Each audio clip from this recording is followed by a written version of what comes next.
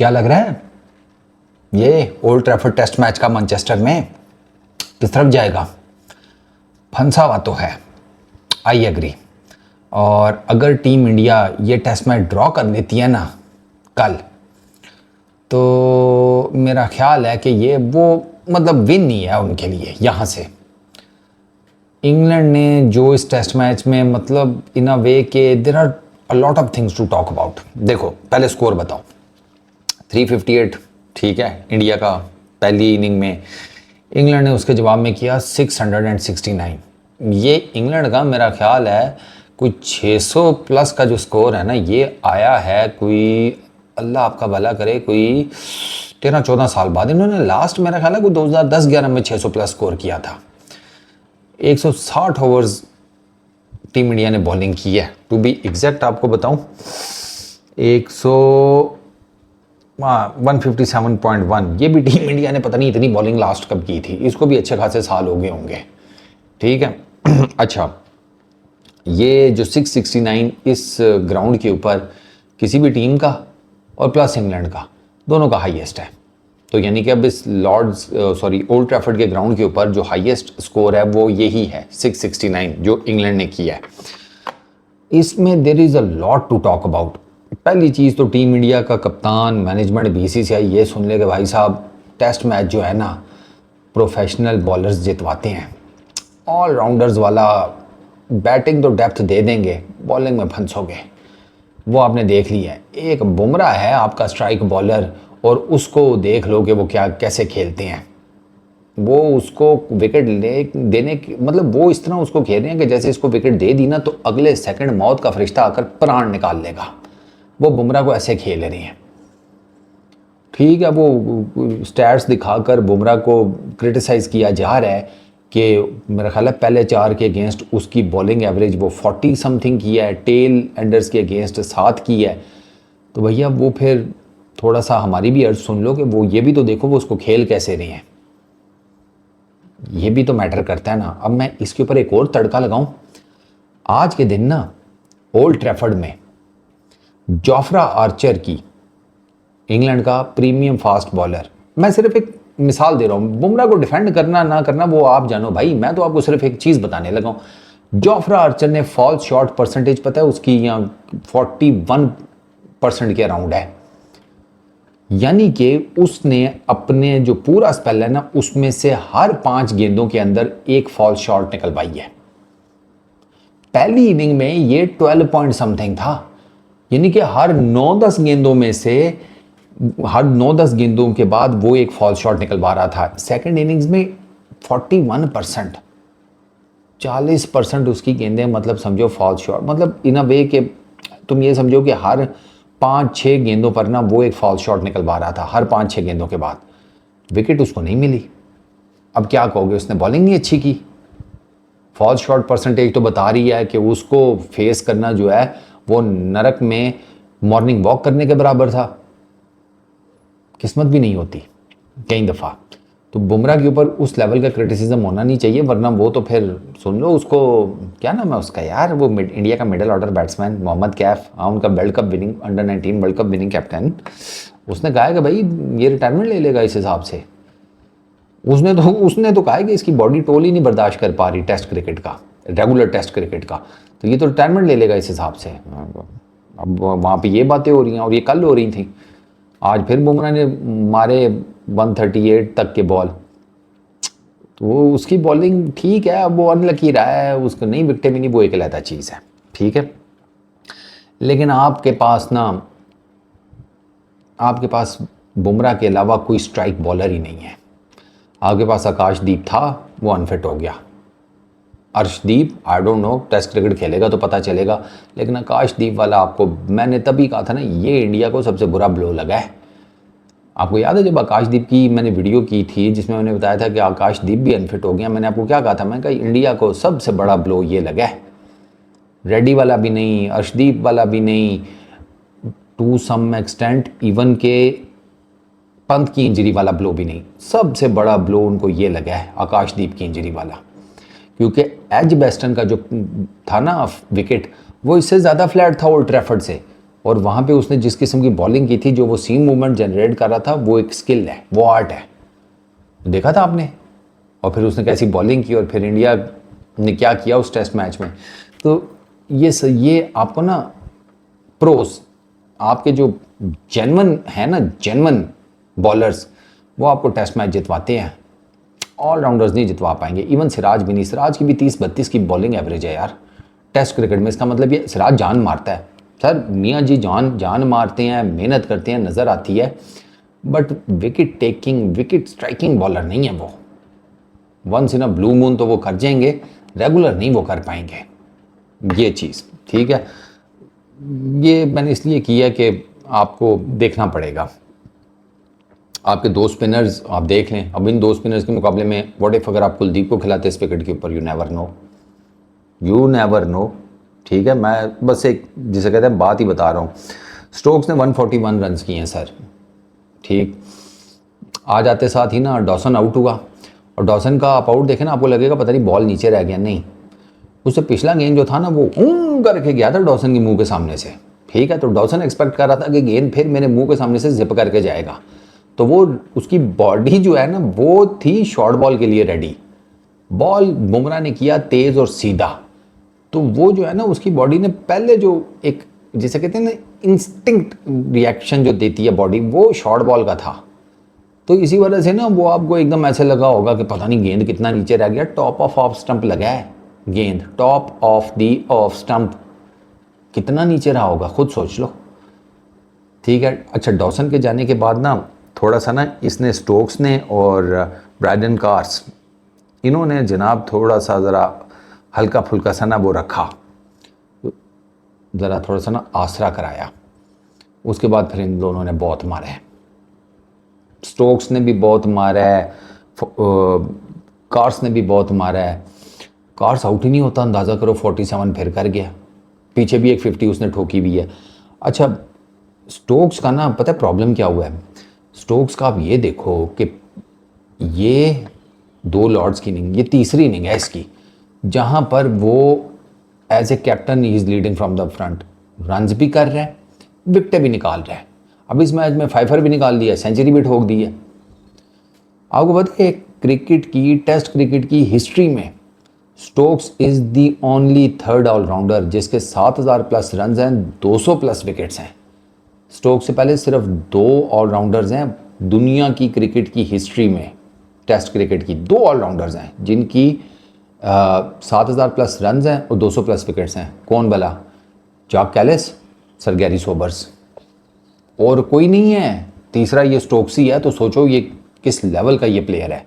और इंग्लैंड का bowling attack without Stokes कुछ भी नहीं है, वो आज हमने देख लिया। स्टोक्स ने नहीं बॉलिंग की क्योंकि उसकी हैमस्ट्रिंग का चल रहा है, और वो उसने फिर अब जब वो लाते बाहर निकाल के लाते थे, छोड़ो, वो जो उसका रन आउट मिस हुआ था, मिस आउट तो नहीं, वो बच गया, वो हल्का सा बस उसका बल्ला अंदर रह गया तो वो बच गया था, उसमें उसको स्ट्रेच करना पड़ा, एक वो इशू।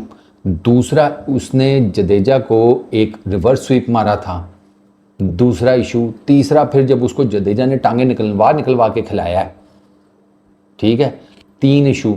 तो उससे क्या हुआ, इसकी हैमस्ट्रिंग है, जो भी प्रॉब्लम चल रहा है उस पर स्ट्रेस पड़ी है, उस पर वजन पड़ा है, उस पर जिसे कहते हैं ना, उस पर भार आया है। तो वो फिर आज उसने बॉलिंग ही कोई नहीं की, और आज स्टोक्स ने बॉलिंग नहीं की, तो आप देख लें किधर गेम गई है। हालांकि टीम इंडिया के 0 के ऊपर 2 आउट हो गए थे तो वो भी आपको बताता हूँ। तो स्टोक्स ने 141 रन किए सर, ठीक ठाक किस्म का मारा। 95 रन की पार्टनरशिप 97 बॉल्स पर कार्स के साथ स्टोक्स ने लगाई है, ठीक है। उसके बाद डॉसन और स्टोक्स, उनकी 35 रन की पार्टनरशिप है, वो कोई इतनी ज़्यादा नहीं। मेजर जो है ना वो ये है जो इसकी मैं आपको बता रहा हूँ, ये इसकी स्टोक्स की और कार्स की ये पार्टनरशिप जो है ना ऑलमोस्ट 100 रन की, ये काफ़ी तगड़ी थी, इसी वजह से तो 300 प्लस करके लीड में। अच्छा, फिर उसके बाद खैर ये आउट हो गए। जडेजा ने रफ में गेंद फेंकना शुरू किया, स्टोक्स को प्रॉब्लम होना शुरू हुई, उसने हिट आउट किए एक आधा, लेकिन फिर इवेंचुअली वो लॉन्ग ऑन के ऊपर कैच आउट हो गया। ब्रेंडन कार्स, उसको जडेजा की गेंद के ऊपर सिराज ने लेग साइड पर पकड़ लिया, who was the last wicket जो गिरी। जडेजा ने फाइनली 4 विकेट्स ली इस टेस्ट में, 2 वाशिंगटन सुंदर ने इस इनिंग्स में ली हैं, सिराज, कंबोज और इन दोनों ने 1-1 विकेट ली है, 2 बुमराह ने ली हैं। अंशुल ने तो बॉल ही कोई नहीं की ना, कंबोज ने तो आज मेरा ख्याल है कोई नहीं बॉलिंग की, हाँ नहीं की। अच्छा, इसका ना कंबोज का काफ़ी क्रिटिसिज्म हो रहा है इसके ऊपर कि यार ये क्या चल रहा है भाई, ये कौन सा 120-25 वाला बॉलर लेकर आ गया एंड ऑल दैट। सर ये 130-35 और जोर लगाकर तो 140 वाला बॉलर है।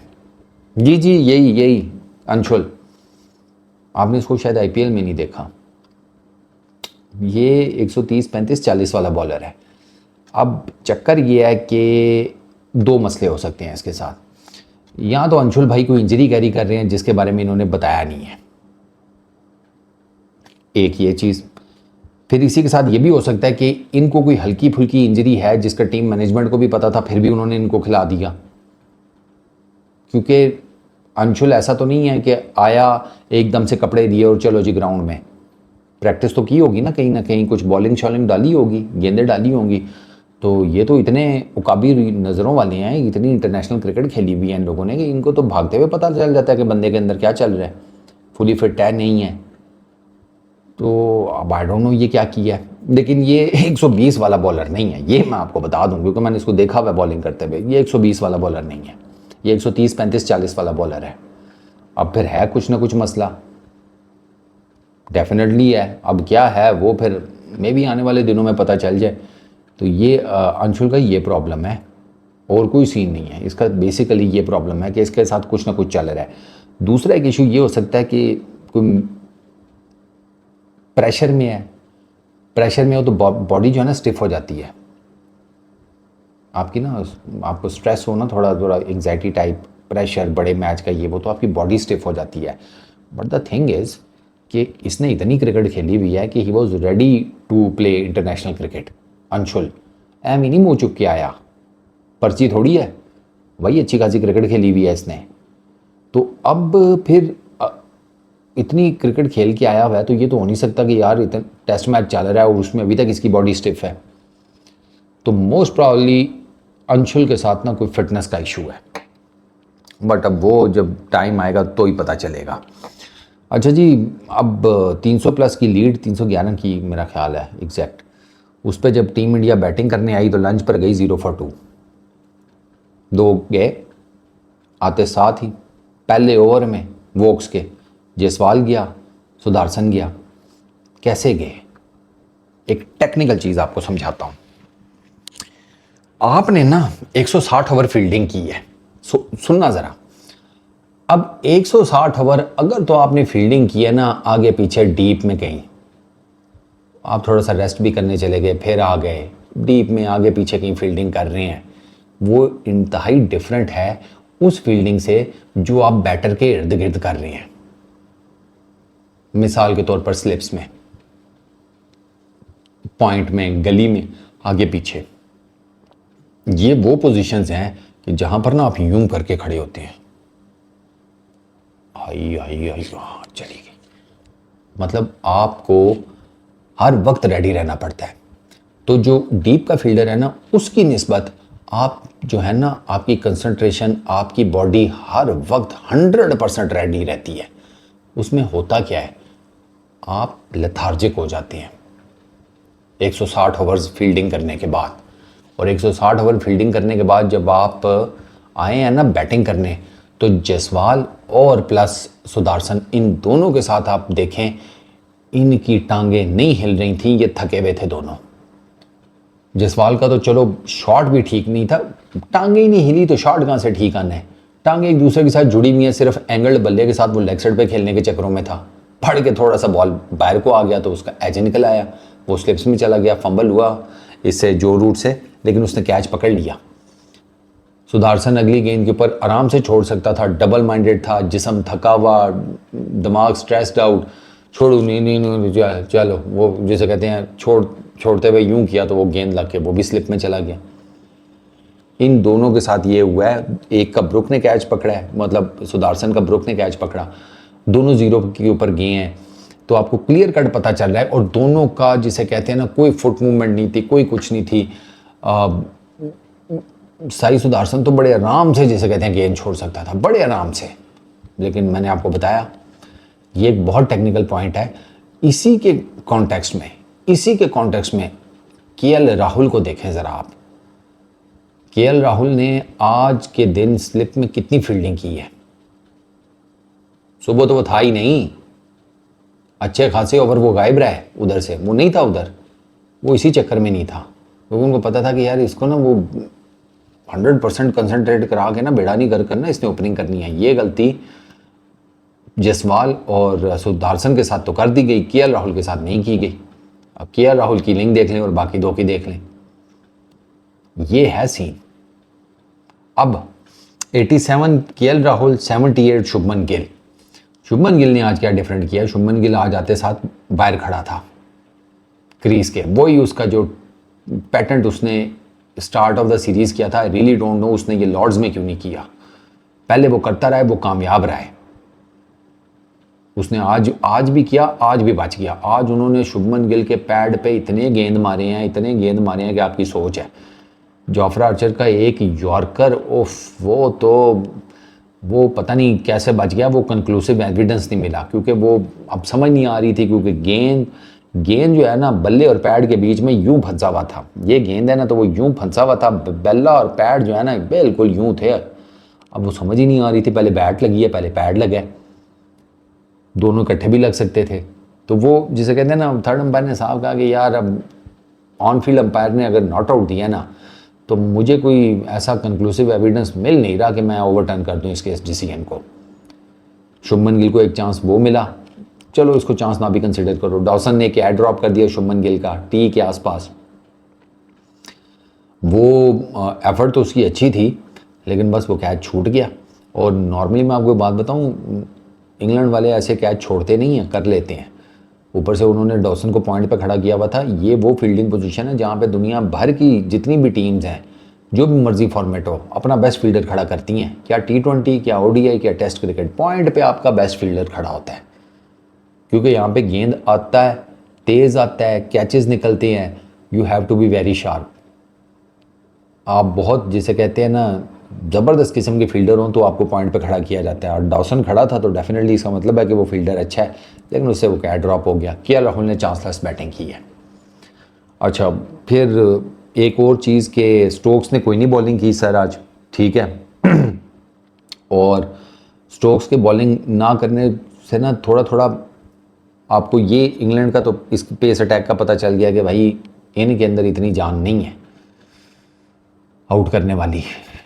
स्टोक्स ही है वो है थोड़ा सा मैजिशियन। वो ना अपने किसी भी स्पेल में ना, किसी भी ओवर में कोई ना कोई गेंद ऐसा डाल देगा जिस पे विकेट निकाल देगा, आउट स्विंगर करा के, इन स्विंगर करके। ये शुभमन गिल का आप देख लें, जो LBW उसने किया है पहले, वो आप देख लें, आउट ऑफ नोवेयर उसने वो गेंद फेंका, गिल फंस गया उसकी गेंद के ऊपर। तो ये स्टोक्स की बॉलिंग ना करना, और वो जरी बात है वो इंजरी की वजह से नहीं कर रहा, वरना कल तो वो कह रहे थे कि क्रैम्प्स पड़ गए हैं, फ्लूइड दिस है दैट है, ये वो, उन्होंने यही कहा है इंग्लैंड वालों ने। आज पता लग गया नहीं भैया फ्लूइड पूरे हैं, कोई और चक्कर है, वो हैमस्ट्रिंग की है। तो अब इसमें ये भी मैटर करता है कि अब स्टोक्स कल क्या हिसाब किताब बनता है, बॉलिंग करेगा तो देखना पड़ेगा। कल 12 बजे से लेकर ना 2-3 बजे तक बारिश का भी चांस है। अब वो बारिश किस हिसाब से होती है यू नेवर नो, इंग्लैंड की बारिश का कोई पता नहीं होता। ड्रिजल हुई, कॉन्टीन्यूस रही है, पैचेस में होती है, छोटे छोटे टुकड़ों में। वो ड्रिजल जो है अगर मैच के ऊपर को बहुत ज़्यादा इफेक्ट नहीं डालती, तो वो पिच के ऊपर कितना इफेक्ट डालेगी, क्योंकि ये जो हल्की फुल्की ड्रिजल होती है ना, ये फटा टाइप विकेट को भी ना थोड़ी सी जान दे देती है। इंडिया के लिए कल पूरा दिन बैटिंग करना, या 1.5-2 सेशन बैटिंग करना, या 2-2.5 सेशन बैटिंग करना, ये मस्ट है, ठीक है। इंडिया को ना एक चीज़ का मेक श्योर करना है, स्पेशली शुभमन गिल और केएल राहुल को, कि भाई एक तो इजी नहीं होना बिल्कुल भी, किया हाँ अब तो मुझे समझ आ ही गई है, वो आप नहीं सोच सकते, क्योंकि इस टेस्ट सीरीज़ में 2 मरतबा इंडिया, उनका बैटिंग ऑर्डर जो है ना वो कोलैप्स कर चुका है, और वो उस बैटिंग ऑर्डर के कोलैप्स ने उनको टेस्ट मैचेस मरवाए हैं। ये मेक श्योर करना है टीम इंडिया को कि भाई बैटिंग कोलैप्स होता है हमारा, ऋषभ फिट नहीं है, वो बैटिंग करने आ भी गया तो यू आर नॉट सर्टन कि वो किस हिसाब किताब में खेले। ठीक है, तो केएल राहुल और शुभमन गिल के ऊपर बड़ी जिम्मेदारी है कि कल इनको फिर मैराथन बैटिंग करनी पड़ेगी। उसमें इनके पास एडवांटेज ये है शुभमन गिल और केएल राहुल के पास कि इस टाइम जो है ना कुछ 66 ओवर्स हुए हैं, एग्जैक्ट मैं आपको बताऊं 63 17 ओवर अभी और हैं नए बॉल को, सेकंड न्यू बॉल को। 17 ओवर्स का मतलब ये है कि आपको ना 15 मिनट लगते हैं 4 ओवर करने में। एक मोटा मोटा जो हिसाब किताब है ना टेस्ट क्रिकेट में वो ये है, 4 ओवर मतलब 15 मिनट। ठीक है, तो आधे घंटे में आपने कितने किए 8, घंटे में आपने कितने किए 16, लेकिन ड्रिंक्स ब्रेक को भी ऐड करें तो 1 घंटा जो है ना पहला वो जो मुश्किल 1 घंटा होता है जिसके बारे में कहते हैं, वो टीम इंडिया को पुराने बॉल से ही खेलना है। शुभमन गिल को और केएल राहुल को पुराने बॉल से ही खेलना है। आसान फिर भी नहीं होगा, लेकिन आते साथ नया बॉल नहीं जुड़ेगा। ये एक एडवांटेज टीम इंडिया के पास है, इंडियन बैटर्स के पास है कि उनको पहला घंटा जो कि मुश्किल कंसिडर किया जाता है टेस्ट क्रिकेट में डे के स्टार्ट के ऊपर, उसमें उनको नए बॉल की टेंशन नहीं है। उनको इसी पुराने बॉल से जिसके ऊपर वो बड़े अच्छे खेले हैं, आज बड़ी फ्लुएंट ड्राइव्स मारी हैं। मतलब शुभमन गिल के पहले कुछ 40-45 रन तो रन बॉल हैं, ही न्यू कि उसने किस तरीके से खेलना है। बड़े खूबसूरत ड्राइव मारे हैं उसने और केएल राहुल ने। मतलब ड्राइव जो होता है भाई, वोक्स को, ब्रेंडन कार्स को, एक्स्ट्राऑर्डिनरी। गिल ने 2 बिल्कुल जिसे कहते हैं ना 90 डिग्री बैट दिखाकर फुल फ्लैज 2 बिल्कुल स्ट्रेट के चौके मारे, आउटस्टैंडिंग शॉट्स थे। तो मूवमेंट तो फिर भी होगी। ठीक है, डॉसन को बड़ा अच्छा खेले आज, हालांकि उसका गेंद ग्रिप भी कर रहा था, बाउंस भी कर रहा था, लेकिन दोनों ने उसको बड़ा अच्छा खेला है। कल भी आपको उसी तरीके से खेलना है इसको। अब पता नहीं डॉसन किस टाइम आता है बॉलिंग करने, उनके पास पेसर्स भी हैं, वो पेसर्स को भी आते साथ लाएंगे। तो टीम इंडिया को ना इन दोनों बैटर्स को they have to make sure कि जितनी लंबी बैटिंग कर सकते हैं करें। मतलब मत सोचें कि हमने एक सेशन खेलना है, 2, 3, 4, 5 कितने सेशन, जितना जा सकते हो जाओ। एटलीस्ट लंच तक तो बैटिंग करेंगे दोनों, क्योंकि कुछ लोग कह रहे होंगे कि नहीं अगर लंच तक कोई हो एक आधी विकेट, यार आपकी 2 कोलैप्स हो चुके हैं, आपको टेस्ट मैच पड़े हैं, आपको 2 कोलैप्सेस की वजह से 2 टेस्ट मैच हारे हैं आप। तो आपके जहन में वो डर भी होना चाहिए, या डर तो नहीं, वो होनी चाहिए सोच कि यार बैटिंग कोलैप्स भी कर सकती है। तो ये दोनों जितना लंबा खेलेंगे ना केएल राहुल और शुभमन गिल, टीम इंडिया का उतना स्ट्रॉन्ग चांस बनेगा इस मैच को ड्रॉ करने का। एंड यू नेवर नो, हो सकता है लेट्स से ये 5 सेशन खेल जाते हैं, 150 रन की लीड दे देते हैं, आखिरी सेशन में आ जाते हैं 150 या 250 रन को डिफेंड करने। यू नेवर नो, इंग्लैंड जिस किस्म की बैटिंग करता है ना, वो टारगेट को चेज ही करने जाएंगे, तो उसमें हो सकता है आपका चांस बन जाए। कोई टेस्ट क्रिकेट का पता नहीं लगता, यहाँ पे एक सेशन जो है ना पूरे मैच का नक्शा बदल देता है। तो अब कल का दिन जब चढ़ेगा फिर पता चलेगा ओल्ड ट्रैफर्ड में क्या होता है। एट द मोमेंट अभी स्टिल इंग्लैंड को एक अपर एज है इस टेस्ट मैच में, और ये अपर एज जो है ना उसको लेवल कर सकते हैं शुभमन गिल और केएल राहुल। स्टोक्स बॉलिंग करता है नहीं करता वो मैटर करेगा। तो अब लेट्स सी कल के दिन क्या बनता है। इस वीडियो में इतनी, अपना बहुत ख्याल रखना यार, नेक्स्ट वीडियो में मुलाकात होगी।